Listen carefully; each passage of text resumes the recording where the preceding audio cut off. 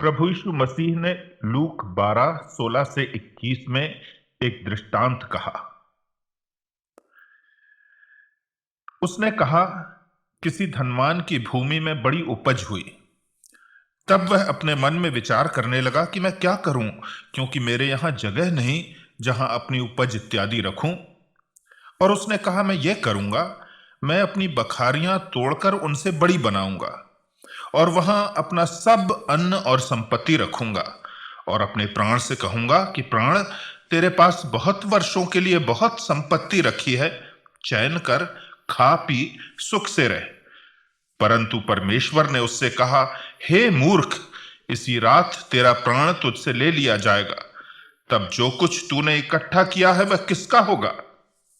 ऐसा ही वह मनुष्य भी है जो अपने लिए धन बटोरता है, परंतु परमेश्वर की दृष्टि में धनी नहीं। यहां एक ऐसे व्यक्ति का वर्णन है जो सांसारिक दृष्टि से बहुत सफल व्यक्ति था, बुद्धिमान था, श्रम करने वाला था, उत्पादन करने वाला था, विकास की ओर अग्रसर था। परंतु परमेश्वर उसे मूर्ख कहता है, जिसका अर्थ है निर्बुद्धि, अर्थात जिसके पास कोई समझ नहीं। इंसान कहेगा कि वह निर्बुद्धि नहीं, बुद्धिमान है, बहुत भूमि उसके पास है, फसल इतनी हो रही है कि वह अपने अन्न भंडार तोड़कर बड़े भंडार बनाने की योजना बना रहा है। शायद पास ही की पहाड़ी पर उसके रहने का सुंदर भवन है, शायद उसके पास गाड़ी है जिसमें सुंदर मिस्री घोड़े जुते हुए हैं, निश्चित ही बहुत से नौकर हैं। इन सब की ओर मनुष्य इंगित करता है और कहता है कि यह व्यक्ति सफल है, बुद्धिमान है। फिर परमेश्वर उसे मूर्ख क्यों कहता है? परमेश्वर उसे मूर्ख 3 प्रमुख कारणों से कहता है। पहला, उसने संपत्ति को प्रथम जाना।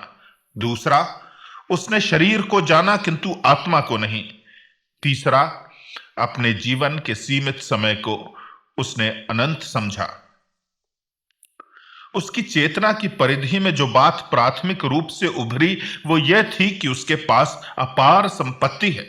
संपत्ति उसके जीवन का केंद्र बन गई, उसके चिंतन का केंद्र बन गई, उसके भविष्य की योजनाओं का केंद्र बन गई। उसके चिंतन में न तो दूसरों की निर्धनता थी और न उसने यह जानने का प्रयत्न किया कि उसकी संपत्ति के लिए परमेश्वर की इच्छा क्या है। भजन संहिता 10:3 में लिखा है, दुष्ट अपनी अभिलाषा पर घमंड करता है और लोभी परमेश्वर को त्याग देता है और उसका तिरस्कार करता है। लोभ का आकर्षण सभी को है। यिर्मयाह 6:13 में लिखा है, छोटे से लेकर बड़े तक सब लालची हैं और क्या भविष्यवक्ता, क्या याजक, सब के सब छल से काम करते हैं।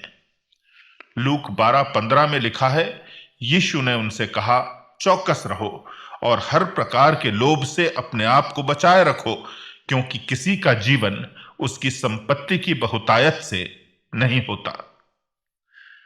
कवचसनेस का मूल शब्द एपिथुमियो है, जो मूल हस्तलिपियों में प्रयुक्त किया गया है। एपी का अर्थ है अपॉन, थ्यूमोस का अर्थ है पैशन या डिजायर, अर्थात अपनी तीव्र लालसा किसी वस्तु पर केंद्रित करना। जब हम अपनी तीव्र लालसा किसी वस्तु पर केंद्रित करते हैं तब वह प्राथमिक हो जाती है, हमारे चिंतन का केंद्र बन जाती है, अन्य सारी वस्तुएं गौण बन जाती हैं।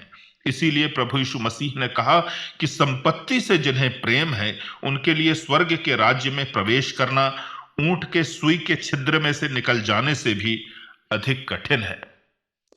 जिनकी तीव्र लालसा संपत्ति पर केंद्रित होती है उन्हें अन्य सब कुछ या तो गलत परिप्रेक्ष्य में दिखाई देता है या धुंधला दिखाई देता है या दिखाई ही नहीं देता।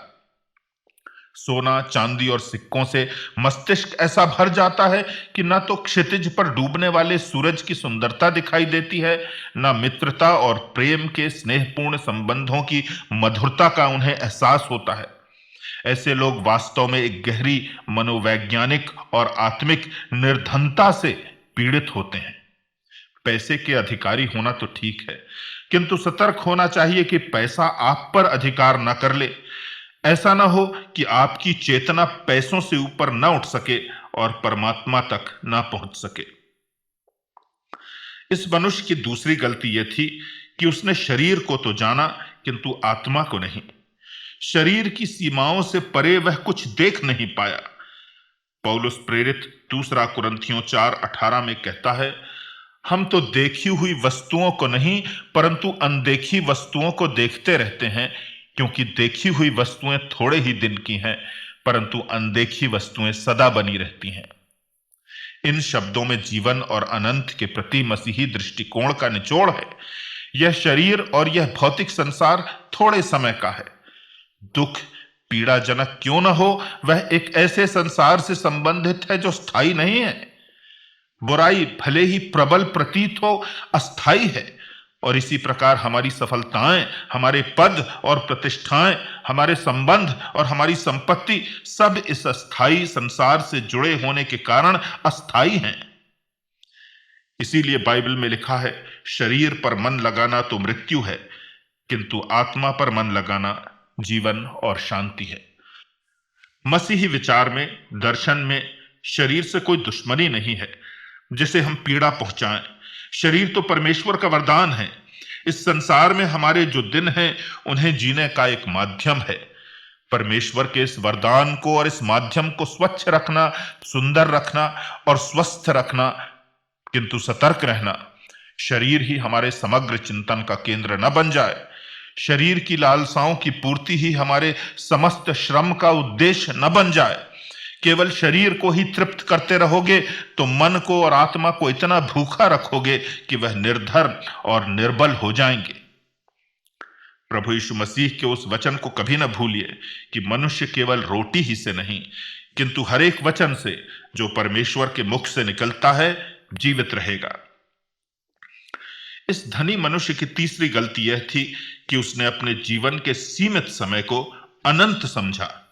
उसकी दृष्टि जिस प्रकार संपत्ति तक सीमित थी और शरीर तक सीमित थी, उसी प्रकार समय या काल के संबंध में भी सीमित हो गई। उसके लिए यह जीवन ही सब कुछ था और शायद उसे एहसास ही नहीं था कि मृत्यु कभी भी आ सकती है और मृत्यु से परे भी कोई जीवन हो सकता है।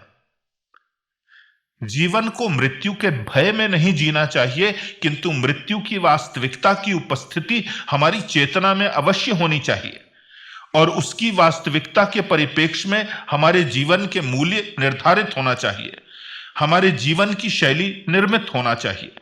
मृत्यु एक सत्य है। जीवन के दिन गिने हुए हैं, इसलिए कैसा जीवन जिएं? मृत्यु के बाद अपने निर्माता के सामने खड़े होकर हमें लेखा देना है तो हमारे जीवन में कुछ मूल्य होना चाहिए कि नहीं? यदि होना चाहिए तो यह मूल्य कौन निर्धारित करेगा? हम निर्धारित करेंगे या हमारा सृष्टिकर्ता निर्धारित करेगा जिसके हाथ में हमारे जीवन के दिन हैं? जीवन के दिन गिने हुए हैं, इसलिए सब कुछ करना हमारे लिए संभव नहीं है। हमारा मन तो चारों दिशाओं में दौड़ता है, सब कुछ करने की लालसा रखता है, किंतु समय के अभाव के परिप्रेक्ष्य में क्या हमें अपनी प्राथमिकताएं निर्धारित नहीं करना चाहिए? और ये प्राथमिकताएं कौन निर्धारित करेगा? हम निर्धारित करेंगे या परमेश्वर निर्धारित करेगा? क्या हम परमेश्वर की आत्मा को अपनी आत्मा में कार्य करने देंगे कि परमेश्वर के वचन के प्रकाश में ये प्राथमिकताएं निर्धारित की जा सके? एक युवक ने अपनी प्रेमिका के लिए हजारों रुपए की एक खूबसूरत अंगूठी खरीदी। दुकानदार ने उस अंगूठी को वेलवेट के खूबसूरत बॉक्स में रखकर उस युवक को दी। जब उस युवक ने अपनी प्रेमिका को वह भेंट दी तो प्रेमिका ने कहा, यह कितना खूबसूरत छोटा सा बॉक्स है, मैं जीवन भर इस पर गर्व करूंगी और इसे यत्न से रखूंगी। आप कहेंगे कि उस लड़की के कथन में कोई ना कोई गड़बड़ी है। उस लड़की ने अंगूठी के बारे में क्या कहा? उसे अंगूठी का मूल्य पता नहीं था? लड़की की समझ में मूल्यों का यह उलटफेर कैसा? कुछ ही रुपयों का वेलवेट का डिब्बा इतना कीमती कि उसे संजोकर रखा जाए और हजारों रुपए की अंगूठी की ओर दृष्टि भी न जाए। इस युवती के समान हमारे जीवन के मूल्य भी अस्त व्यस्त हैं। वेलवेट के डिब्बे जैसी यह देह हमारे लिए बहुत मूल्यवान है और हमारे लिए अमूल्य निधि के समान है, किंतु वह बहुमूल्य अंगूठी जो उस डिब्बे में थी, आत्मा जो हमारे शरीर में है, उस पर हमारी दृष्टि जाती ही नहीं।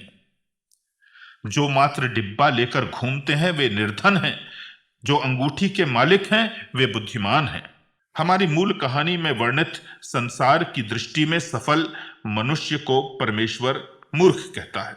वह वास्तव में मूर्ख है क्योंकि उसके ध्यान और चिंतन का केंद्र मात्र यह डिब्बा है जो शरीर है। वह जिसके चिंतन का केंद्र अमर और अनंत आत्मा है वह बुद्धिमान है क्योंकि अनंत जीवन उसी का है।